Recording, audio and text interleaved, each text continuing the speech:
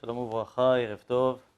Avec l'aide de Dieu, ce Shabbat qui vient sera Shabbat Zachor. La Torah nous demande de nous souvenir de ce que nous a fait Amalek au moment de la sortie d'Égypte. Zachor et Asher asa lecha Amalek baderech betsetrem mimitzraim, dit la Torah. Souviens-toi ce que t'a fait Amalek lorsque tu sortais d'Égypte. Et donc, pour se souvenir de ce que nous a fait Amalek, il faut tout d'abord identifier Amalek. Il nous faut d'abord déterminer ce que représente Amalek. Pour cela, et puisque nous approchons de Purim, je voudrais vous lire une lettre qu'a écrit Haman à toutes les 127 provinces à propos du peuple juif.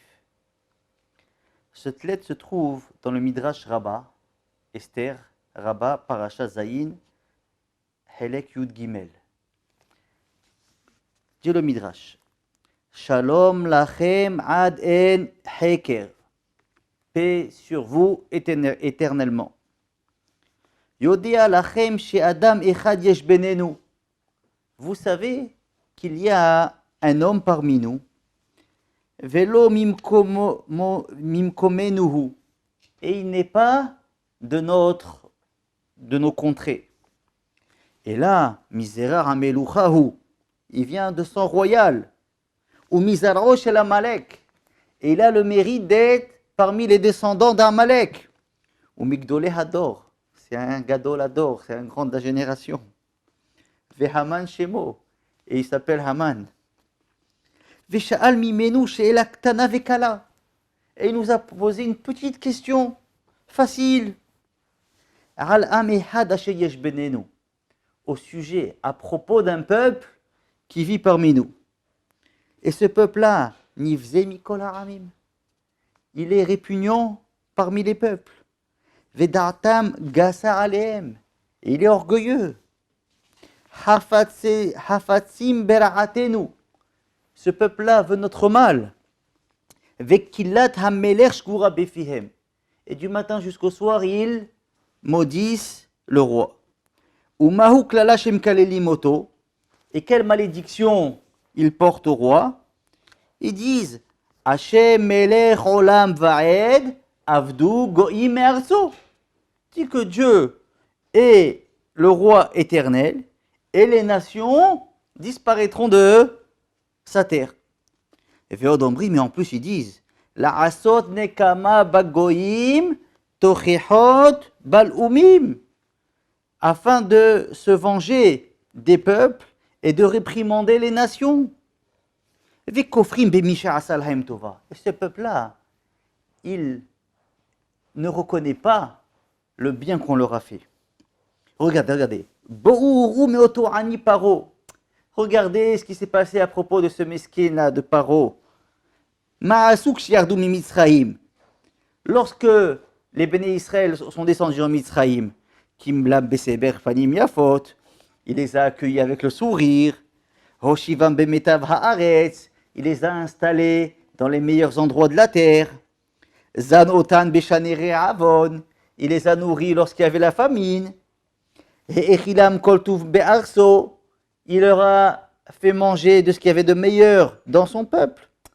Bon, palterim hayulo livnot vayu bonim sham. Bien sûr, ils n'allaient pas s'ennuyer du matin jusqu'au soir. Ils devaient construire des palais, et ils l'ont construit. Bon, ça va. Bicholzot.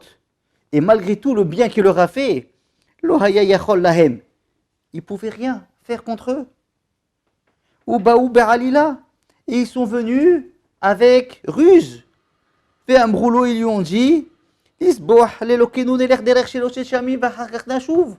on va aller sacrifier, faire des sacrifices pour notre Dieu 3 jours et on revient après. Imretsonecha, s'il te plaît, Paro, si tu veux, prête-nous des objets d'argent ou bien des objets en or, des habits. Et eux, généreux comme ils étaient, les Égyptiens, ils leur ont prêté. Skapamuzhavam. Leur argent, leur or, ils leur ont tout prêté. Et chacun parmi eux a amassé, a chargé plusieurs ânes pour transporter les richesses qu'ils ont emportées avec eux. Kevan Shishama Paro. Et lorsque Paro il a vu ça, qu'est-ce qu'il a fait? Il est parti après eux. Les Hashivet Mamono pour récupérer son argent. Maasoulo, qu'est-ce qu'ils lui ont fait? Hayaïmaem Ehad. Là-bas, il y avait un. Ushmo Moshe ben Amram. Il s'appelait Moshe ben Amram. Ou Bikshafav avec sa magie. Natal Makel Ehad. Il a pris un bâton. Il a dit quelques termes. Veika Boitayam, il a frappé la mer. Acheni Hirav. Jusqu'à ce que la mer s'est détruite, s'est fendue. Ils sont tous rentrés dans. Ils sont passés dans une terre sèche. Et on ne sait pas, je ne sais pas, comment ils ont fait pour passer. Et je ne sais pas non plus comment les eaux ont séché. Paro, dès qu'il a vu ça, il les a suivis. Et il voulait récupérer son argent, le pauvre misken. Et je ne sais pas comment ils l'ont poussé dans la mer. Et il s'est noyé, lui et toute son armée. Et ils ne se sont pas souvenus des bienfaits que leur a fait Paro. N'est-ce pas que ce sont des gens qui ne sont pas reconnaissants? N'est-ce pas que ce sont des gens ingrats? Et en plus, qu'est-ce qu'ils ont fait à Amalek, le père de mon père? Lorsqu'il est parti en guerre contre eux, comme il est dit, chez Neymar, va y avoir Amalek, va y lahim Israël birfijim.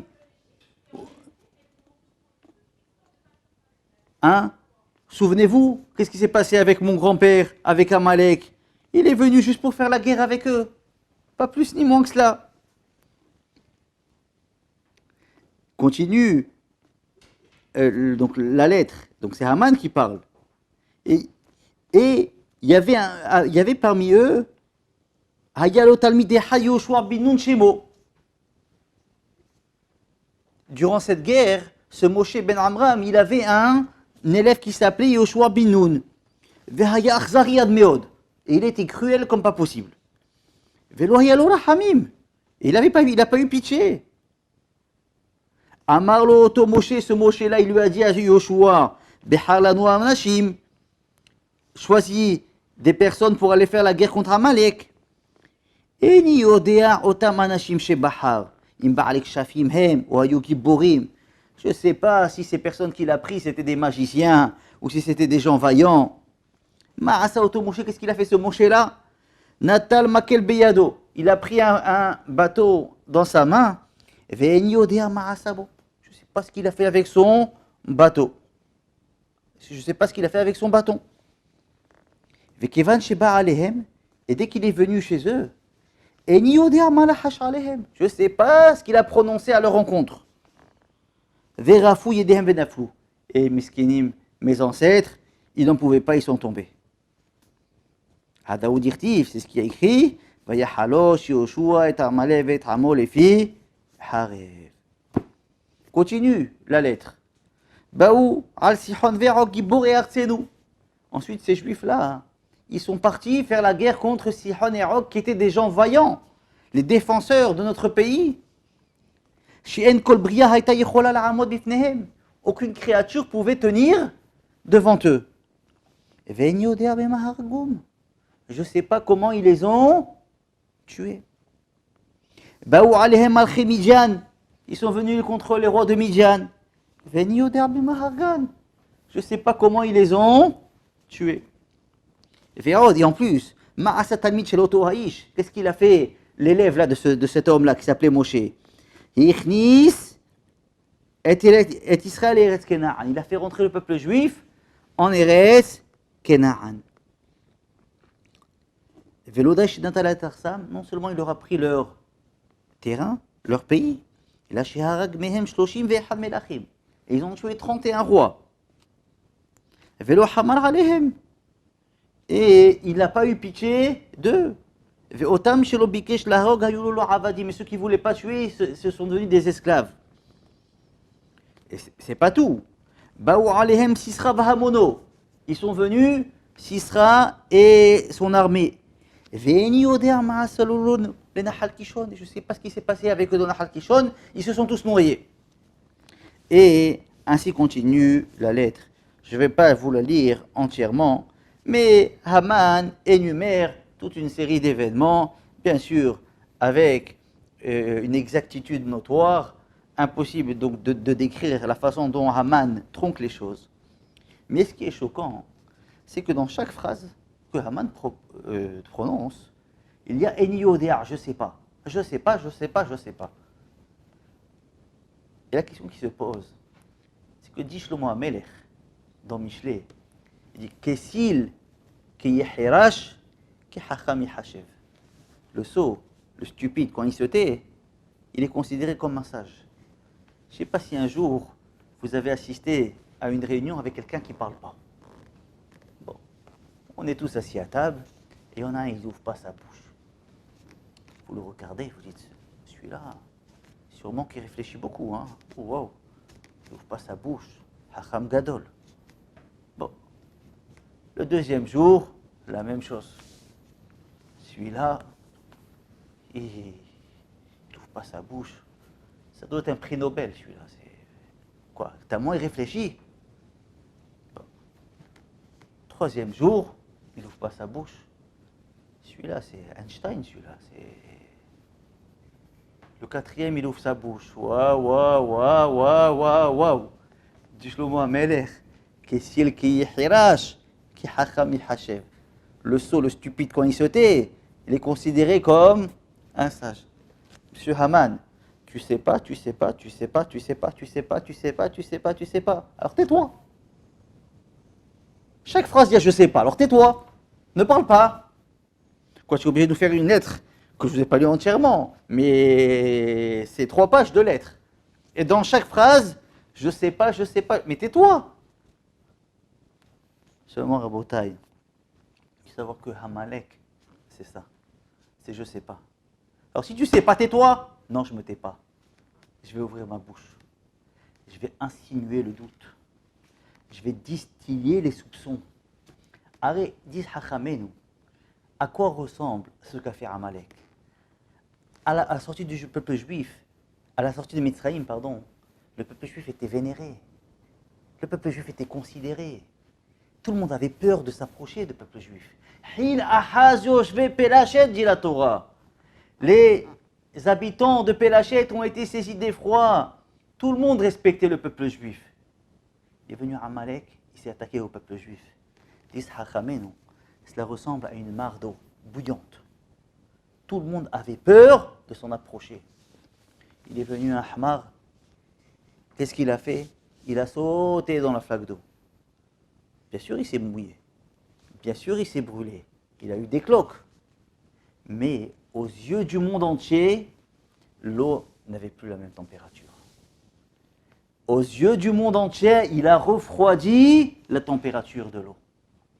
Ça, c'est Amalek. Monsieur Amalek, si tu ne sais pas, tais-toi, ne parle pas.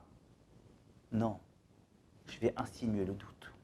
Je vais distiller des soupçons. Le monde, il a 5 millions d'années. Je dis, mais tu peux le prouver? Non, alors tais-toi. Qu'est-ce que tu avances? Je dis, non, moi je parle. Ça, c'est Amalek. La Torah nous dit, Zachor et Asher asa lecha Amalek. Souviens-toi ce que tu as fait à Amalek. Qu'est-ce qu'il a fait à Amalek? Amalek a insinué le doute. Il ne sait pas, mais il parle quand même.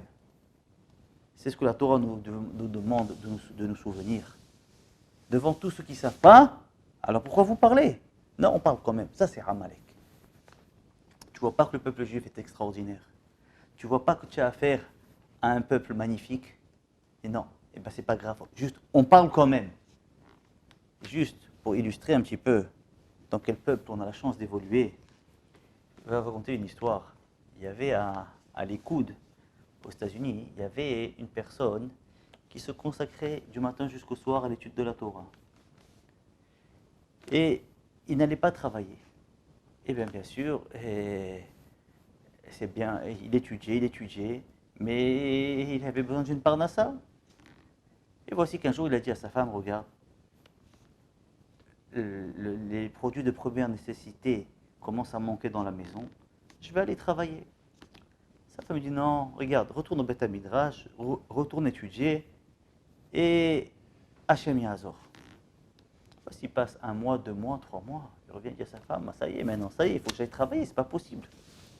Ça veut dire, regarde, tu te rappelles que durant nos fiançailles, tu m'as offert une bague, et la voilà, elle est belle, elle vaut beaucoup. Prends-la, va la vendre, avec cet argent, on vit encore quelques mois, et après Hachem Yazor. Très bien, il prend la bague, et il va là-bas sur la 5e avenue, là-bas vous avez les bijouteries les unes après les autres, tous la mezouza. Il rentre dans une bijouterie, c'était un hassid de Satmar. Et il lui dit, voilà, j'ai une bague, combien tu me l'achètes? Il regarde la bague, et il dit, cette bague-là, hein, je te donne $5000. Il dit, ok, très bien. Il dit, mais elle est belle cette bague-là, d'où tu l'as eue? Et voilà, c'est la bague de fiançailles que j'ai offerte à ma femme, et on a décidé de la vendre. Et pourquoi vous la vendez? Il lui raconte toute l'histoire. Alors il lui dit, regarde, moi j'ai un frère qui est aussi bijoutier. Il est diamantaire aussi. Il est un peu quelques boutiques plus loin.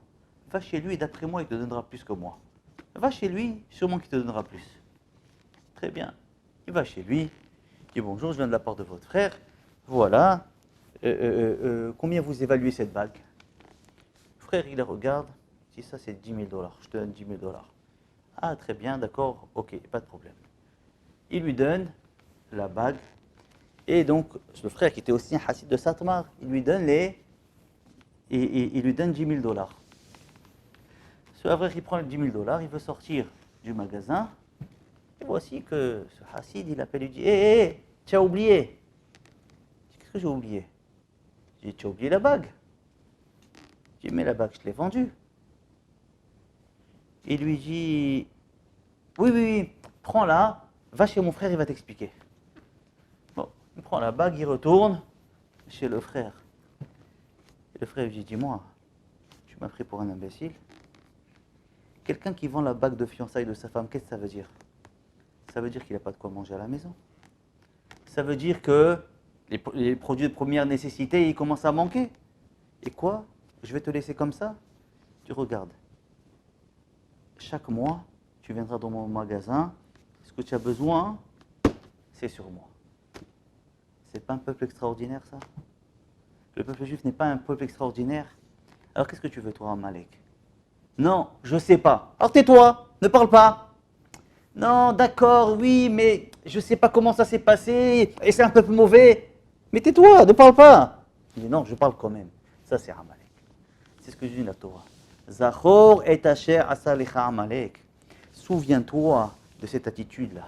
Souviens-toi de cette attitude de soupçon, cette attitude de méfiance.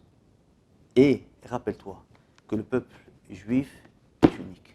C'est ce que nous célébrons durant ce Shabbat Zachor, et c'est ce que nous célébrons avec les deux jeux la semaine prochaine à Purim, Shavuot Tov et Shabbat Shalom.